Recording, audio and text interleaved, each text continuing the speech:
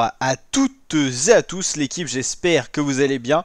Pour cette nouvelle vidéo, on se retrouve pour un point météo. Ça fait un petit moment qu'on n'a pas fait. On va voir ce qui nous attend pour la fin du mois de mai 2025 et surtout début juin qui va nous intéresser. Vous allez le voir pourquoi. Parce qu'on va s'intéresser à un phénomène qui risque de se mettre en place. On va analyser tout ça dans cette vidéo. C'est parti. Donc globalement, pour l'instant, on est dans des températures de saison, voire un petit peu au-dessus. Globalement, ce mois de mai a été assez sec au nord-nord-ouest et un peu plus pluvieux au sud-est, sud-ouest, où des orages assez marquants ont eu lieu, des cumuls de précipitations impressionnants ont eu lieu, il y a eu de la grêle, il y a eu du vent, tout ce qui caractérise les orages de plus en plus violents, des cellules orageuses particulièrement violentes sur la moitié sud de la France, on va dire en dessous la ligne Nantes-Dijon, il y a vraiment eu des phénomènes assez impressionnants, ça a circulé pas mal sur les réseaux sociaux. Globalement, pour le 23 mai, encore de la fraîcheur le matin, ça il n'y a pas de doute, hein, 7 à Aurillac, 9 à Clermont, 11 à Strasbourg, c'est plutôt dans les normales de saison pour un mois de mai, et des températures qui vont pas tellement grimper l'après-midi, sauf sur la côte d'Azur. Voilà.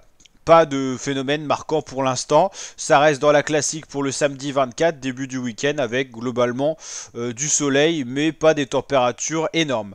Les températures vont un petit peu plus augmenter vers le dimanche 25 mai, mais rien de choquant pour l'instant. Les températures descendent normalement le matin, ça y a pas de souci. Est-ce que ça va vouloir s'actualiser ou pas ? Voilà, donc bon, ça s'actualise pas tout le temps, mais globalement pas d'anomalie, des températures qui descendent le matin, qui sont un peu plus douces l'après-midi, tout ça c'est normal. De ce qu'on voit là, c'est dans les normales de saison, mais c'est pour la fin du mois de mai et début juin que là, on va avoir un petit à petit quelque chose qui va se dessiner, une sorte de vague de chaleur qui va d'abord monter sur l'Espagne avec des températures particulièrement chaudes pour un mois tout simplement de mai, 29 mai, 36 degrés à Séville, 35 à Coimbra, 32 à Madrid, un peu plus froid à Barcelone, 24, mais c'est surtout sur le sud-ouest que les températures vont augmenter, avec 26 à Toulouse, 27 à Bordeaux, 29 à Marseille, et c'est surtout pour la suite qu'on va regarder un petit peu ce qui va se passer pour la transition mois de mai, mois de juin, avec des températures qui vont particulièrement monter pour un mois de mai, le 30 mai, 32 à Bordeaux, 30 à Toulouse, et tout ça à 17h. Et en fait, on va avoir une vague de chaleur qui va se mettre en place sur l'Espagne et qui va remonter par le sud-ouest de la France. Au final, les plus épargnés seront pour la France la côte nord-ouest et le nord-est au final, avec vraiment une sorte de vague de douceur qui va se mettre en place avec des températures qui ne vont pas descendre en dessous de 20 degrés la nuit, par exemple à Bordeaux, Toulouse, Marseille, Perpignan, et qui vont surtout énormément grimper l'après-midi. On a une sorte de vague de chaleur qui va se mettre en place plutôt sur la façade ouest de la France et le sud-est également, mais surtout le sud-ouest. Et ça va être la transition mai-juin, avec une vague de chaleur qui pourrait être assez précoce. Vous le voyez, des températures encore de 24-23 degrés le matin. Donc on va regarder ça justement sur d'autres sites météo. On va d'abord regarder ce qui va se passer au niveau des pressions. Pour l'instant, on est sur des hautes pressions. Toujours cette dépression sur l'Italie. Si vous regardez le tour d'Italie, il y a eu quelques orages, des précipitations. On a toujours ce creux dépressionnaire assez anormal sur l'Italie. Et donc l'Italie bénéficie de pas mal de précipitations. Il ne souffre pas du tout de la sécheresse. Et l'anticyclone est plus sur l'Espagne et la France. Globalement, la France va rester sous dominance anticyclonique et il y a vraiment une bulle anticyclonique qui va se mettre en place entre l'Espagne et la France, et c'est ça qui va causer vraiment l'arrivée d'une sorte de vague de chaleur qui va d'abord gagner l'Espagne, puis le sud-ouest de la France, puis l'ensemble de l'ouest de la France. Les plus épargnés, on l'a dit, l'extrême nord-ouest, le nord et le nord-est de la France. Et on aura vraiment une grosse patate anticyclonique qui va se mettre en place et ce qui va provoquer cette vague de chaleur qui va peut-être être assez historique. Pas mal de modèles météo voient ça, notamment pour le mois de juin, avec donc une transition fin mai, début juin, avec vraiment de la chaleur au niveau des anomalies de température. Regardez un petit peu, là c'est plutôt les anomalies au niveau des pressions, mais c'est très lié en fait, il y a vraiment une patate anticyclonique qui va se mettre en place. On va regarder au niveau des masses d'air. Pour l'instant, globalement, on est dans la masse d'air peut-être un peu fraîche, tout ça sur la France, et petit à petit, ça va totalement s'inverser. Vous allez le voir avec des masses d'air rouges, roses, qui symbolisent vraiment la chaleur, qui vont se mettre en place. Tout d'abord, c'est l'Espagne qui va être touchée, hein. Pour l'instant, l'Espagne, bon, il fait chaud, c'est des températures un peu au-dessus des normales, mais rien de choquant, on a l'habitude en Espagne.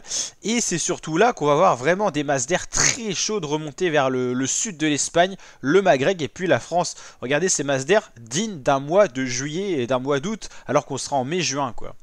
Et c'est vraiment cette tendance-là qui va se mettre en place au niveau des normales saisonnières. On va être plus 5, plus 10 degrés au-dessus des normales de saison.